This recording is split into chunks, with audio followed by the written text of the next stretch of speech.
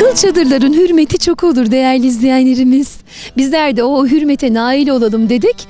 Saz aldık, söz aldık. Bir de birkaç diyeceğimiz sözlerle de devam edelim dedik. Şimdi kendi derlemeleri var, birçok eseri var ama onun söyleyecek türküleri var. Kim? Kamuran Güler. Hoş geldiniz.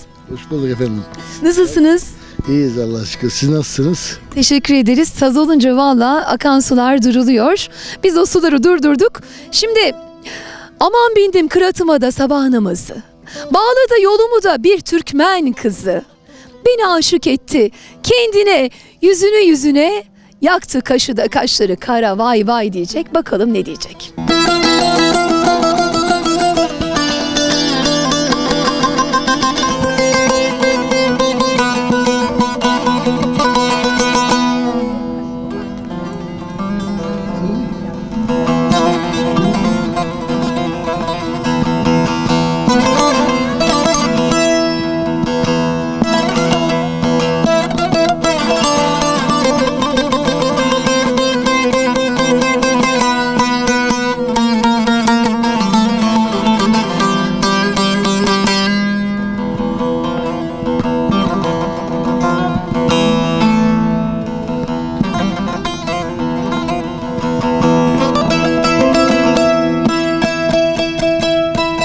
Aman bindim kıratımı da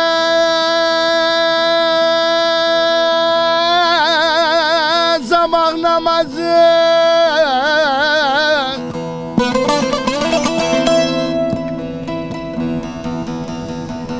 Bağladı yolumu da uy uy bir Türkmen kızı.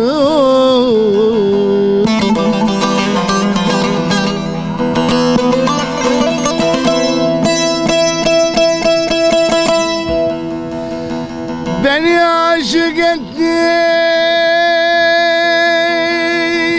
kendine, yüzüne.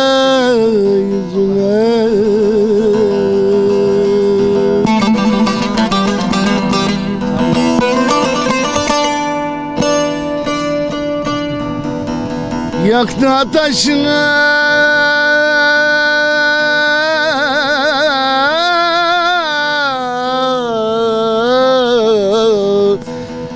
kaşlar kara, vay kara, vay kara.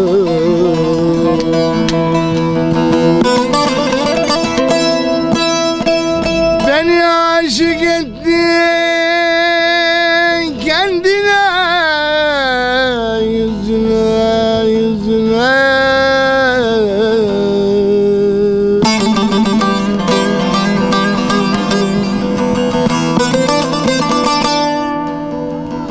Yaktı ateşine oy